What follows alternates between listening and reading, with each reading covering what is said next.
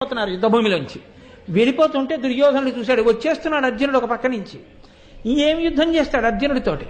నేను వెనక్కి తిరిగి చూసి అన్నాడు వాళ్ళతోటి, లోకంబుతోడి వారుగా మీకుంజనునయ్యా, లోకంలో ఉండే సామాన్యులతో మిమ్మల్ని కూడా కట్టడం తగుతుందా? ఇప్పుడు వచ్చింది బుద్ధి.